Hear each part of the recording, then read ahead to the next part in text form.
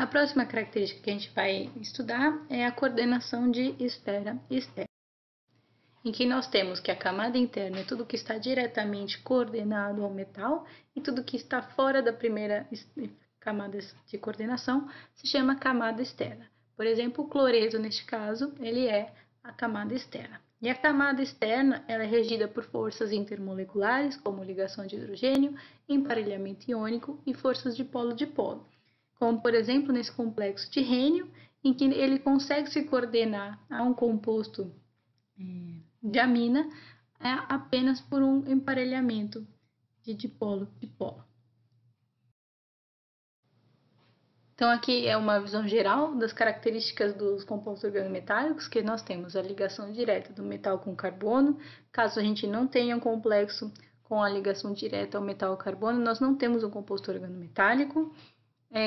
Os compostos organometálicos também se lidam com ligações pi, como, por exemplo, dienos, ou carbonilas, e nós temos também ligantes moles e metais eletronicamente ricos. Isso favorece uma ligação do tipo mole-mole, que é altamente covalente, como eu disse anteriormente. Então, como nós temos um composto altamente covalente, nós precisamos entender as teorias da ligação covalente.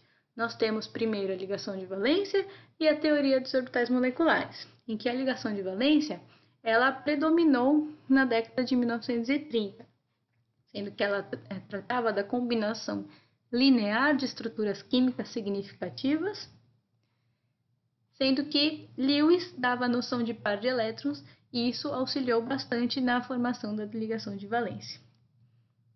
E associou também a teoria de Langmuir, que disse que a ligação covalente estava ligada com a regra do octeto. Então, isso foi aplicado a uma equação de Schrödinger, em que ela diz que a ligação se dá pela interação de ressonância entre os elétrons, estando ora o elétron em um átomo, ora o elétron no outro átomo, como mostrado aqui, sendo que essa energia de ressonância ela é responsável por 75% da ligação.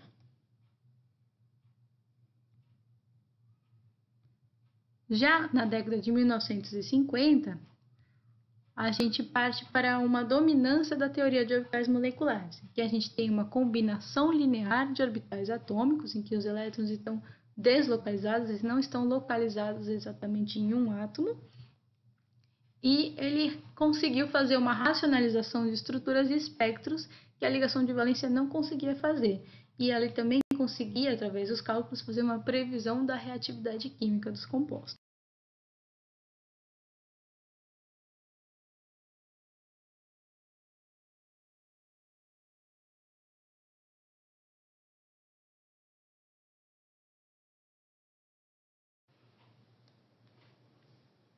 Então, para que a gente consiga entender a teoria de orbitais moleculares, a gente precisa entender qual é a estrutura orbital e ela nos diz a forma e a ordem energética de um orbital molecular. Então, como a gente sabe, a teoria dos orbitais moleculares é a combinação linear de orbitais atômicos ou de fragmentos moleculares. Então, quando a gente tem orbitais de mesma energia, a gente vai formar um orbital ligante e um orbital antiligante, com a diferença de energia igual entre si.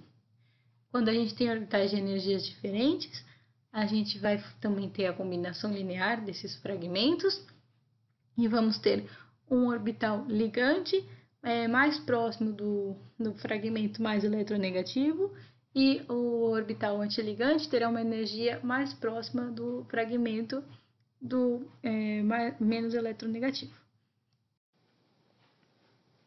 Então, se a gente tem, agora voltando ao composto organometálico, um metal M interagindo com ligantes L idênticos, o metal ele é menos eletronegativo do que um ligante, então ele sempre tem a energia um pouco acima da energia dos ligantes. E nós vamos combinar linearmente esses orbitais, obtendo orbitais ligantes, orbitais antiligantes e muitas vezes orbitais não ligantes também. E quanto maior a diferença entre o HOMO e o LUMO, mais forte será a ligação. Isso quer dizer que nós temos compostos de campo forte. Sendo que a energia dos orbitais do ligante está mais próxima à energia dos ligantes, originária, e a energia dos orbitais antiligantes está mais próxima à energia do metal originária. E nós temos 9 menos L orbitais não ligantes que não fazem ligação com ninguém. Bom, e qual que é o papel da simetria? A gente sabe que a sobreposição dos orbitais faz com que a gente consiga, então, formar uma probabilidade de densidade entre os núcleos atômicos e isso forma, então, uma ligação. Quando a gente tem orbitais de mesma simetria que interagem, então, a formação dessa sobreposição de orbitais. Quando a gente tem orbitais de simetria diferente que não interagem, a gente não consegue fazer essa sobreposição. Então, há a formação de um nó. E aí, essa ligação não ocorre. Então, a gente precisa, além das energias próximas para fazer uma ligação, a gente precisa ter a simetria correta para que essa ligação ocorra. Então, agora com essas informações, a gente pode fazer um diagrama de orbitais moleculares. E aqui eu trouxe um complexo quadrado planar para fazer uma análise inicial. Então, a gente tem os eixos x, y e z e os orbitais do metal estão interagindo com 4 ligantes diferentes, L1, L2, L3 e L4. Então, com essa interação, nós temos 4 orbitais ligantes do ligante interagindo com os orbitais do metal. Então, dessa forma, a gente sabe que a gente vai ter 4 orbitais ligantes e antiligantes. E 4 orbitais antiligantes. E sempre que a gente forma um orbital ligante, a gente forma a mesma quantidade de orbitais antiligantes. Nós também vamos ter 5 orbitais não ligantes. E aí, então, a gente vai ter que ver quais desses orbitais que vão interagir entre si.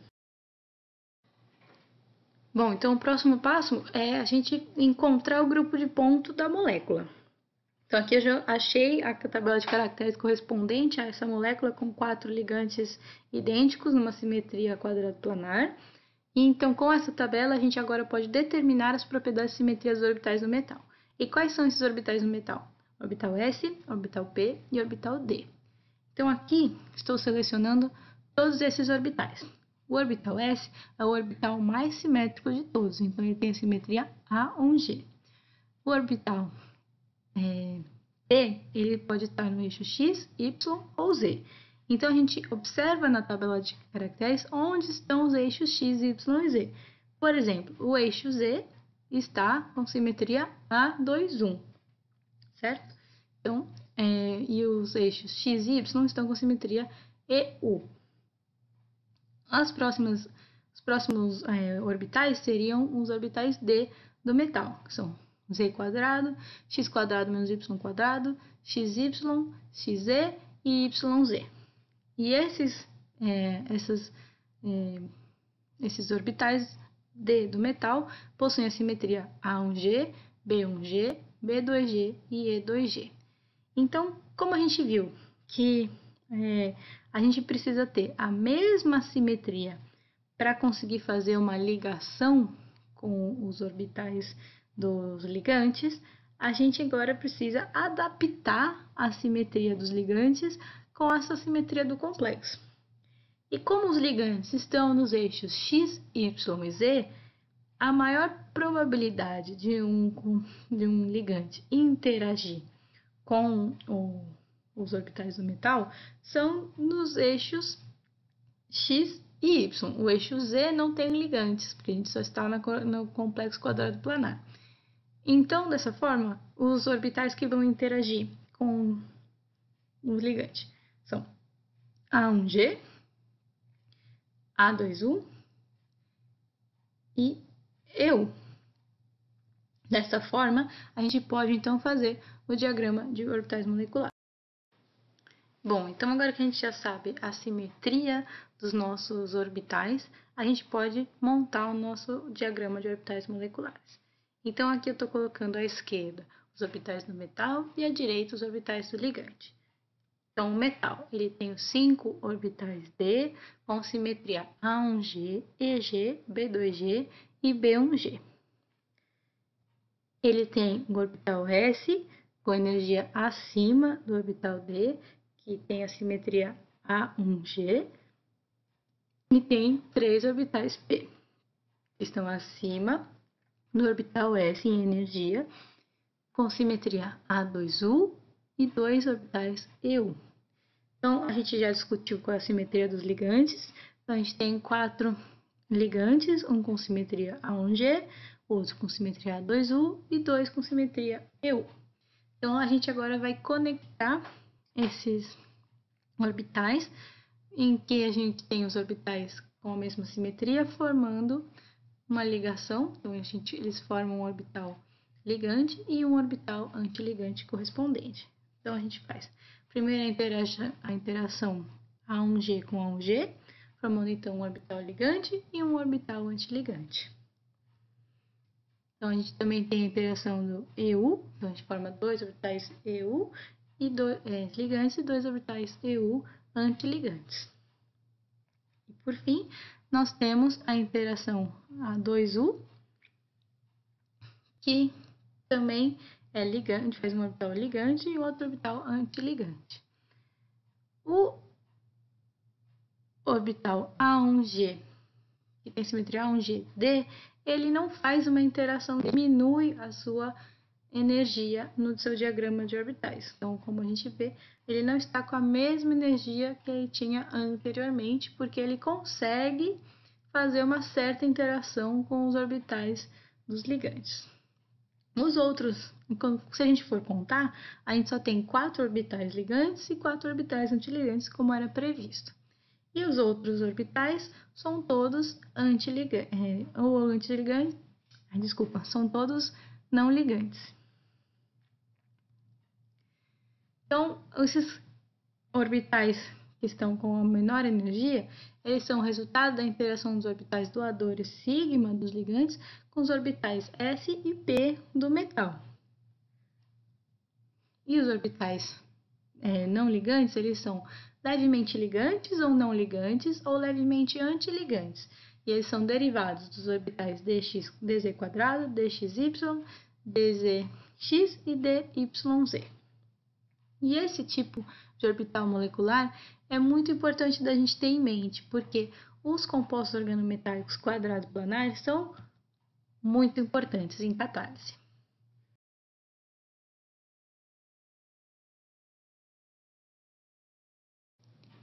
E falando em catálise, como que isso ocorre? Por exemplo, quando um ligante se coordena a um metal, ele sofre um efeito dessa complexação. Por exemplo, se a gente tem um anel aromático que normalmente é suscetível a ataques eletrofílicos na química orgânica, à medida que ele se coordena num metal, ele se torna suscetível a ataques nucleofílicos. Por exemplo, nesse caso que a gente está mostrando aqui, a gente tem esse efeito justamente devido às carbonilas que estão coordenadas ao cromo, que faz com que esse fragmento ele seja aceptor de elétrons, então ele retira a densidade eletrônica desse anel aromático e aí esse anel aromático se torna suscetível a ataques nucleofílicos. Moléculas que costumam ser inertes, como por exemplo a molécula de nitrogênio, à medida que ela se coordena a um metal, ela pode se tornar receptora de densidade eletrônica do metal, como mostrado nesse esqueminha, e então ela se torna suscetível a ataques nucleofílicos ou eletrofílicos. Outro efeito da complexação seria, por exemplo, se a gente tem um ligante que ele normalmente é suscetível ao ataque eletrofílico, se a gente tem um fragmento sigma ácido do complexo em que ele está coordenado, há então a supressão dessa susceptibilidade. Mas se nós temos um efeito polarizante desse fragmento que esse ligante está coordenado, nós podemos aumentar essa susceptibilidade ou se nós temos um caráter π básico, nós então aumentamos essa susceptibilidade. Se o nosso fragmento ele é suscetível ao ataque nucleofílico, quando ele está coordenado a um fragmento coordenado a um metal que tem a característica sigma ácido, nós podemos aumentar essa susceptibilidade de ataque nucleofílico. Se esse fragmento metálico tem uma característica polarizante, nós podemos aumentar essa susceptibilidade, mas se esse fragmento tiver uma característica π básica, nós vamos suprimir essa susceptibilidade. E se nós tivermos um ligante que tem a característica normalmente de ser não reativo, como por exemplo o caso do nitrogênio, que eu falei anteriormente, quando nós estamos coordenados a um fragmento metálico com uma característica sigma ácida, nós podemos permitir o ataque nucleofílico. Quando nós ligamos a um fragmento polarizante metálico, nós podemos favorecer tanto o ataque nucleofílico quanto o eletrofílico, ou se nós estivermos com um fragmento com a característica π básica, nós podemos permitir o ataque eletrofílico. Nós temos na química de organometálicos alguns ligantes que são muito importantes de serem mencionados. Desses ligantes nós temos o CO, o nitrogênio, o hidrogênio e os sistemas π. O CO e o nitrogênio eles vão ser tratados juntamente por serem muito parecidos eletronicamente.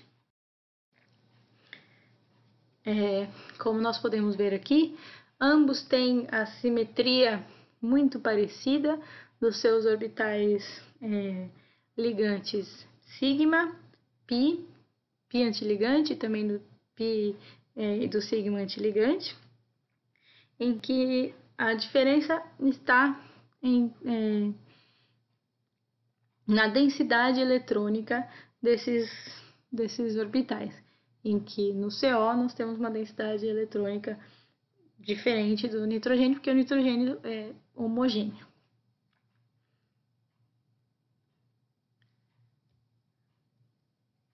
Então, quando o CO se coordena a um fragmento metálico, ele faz uma ligação inicialmente sigma com o seu orbital do carbono, que nós podemos ver que a densidade eletrônica está bastante localizada no carbono. E também o metal faz uma retrodoação para o CO aos seus orbitais π antiligantes. Nós podemos ver que há densidade eletrônica que possibilita essa doação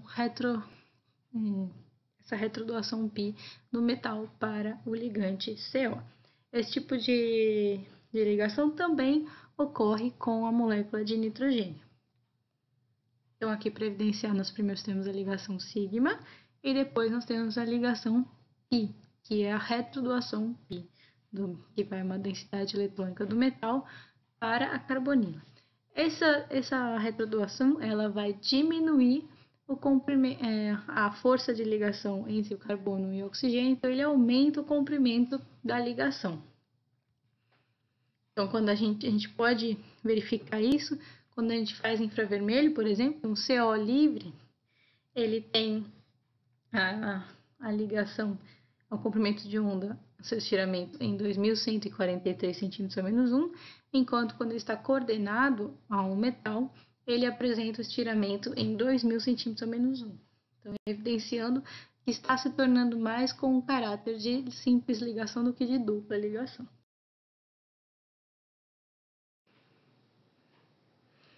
Os compostos de nitrogênio, eles são parecidos aos compostos de CO e eles permitem que a gente consiga ativar o nitrogênio. Qual é a vantagem da gente ativar o nitrogênio? A gente poder fazer a amônia, que é muito utilizada em diversos processos industriais, e o processo de síntese da amônia é através do processo Haber-Bosch, que envolve elevadas temperaturas e pressões. Isso não é nada sustentável.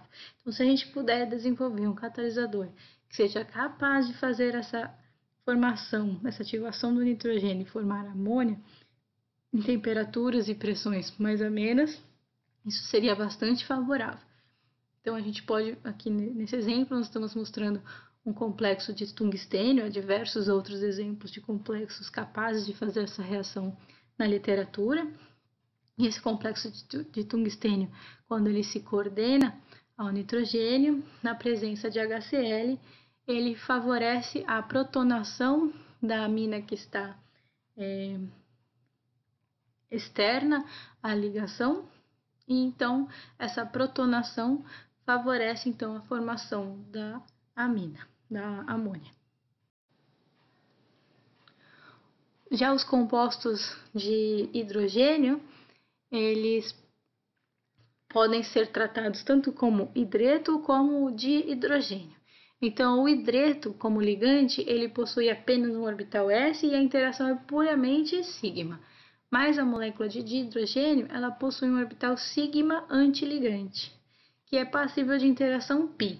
Então, a gente tem um exemplo aqui de um complexo de níquel, que ele faz essa retrodoação π com o hidrogênio.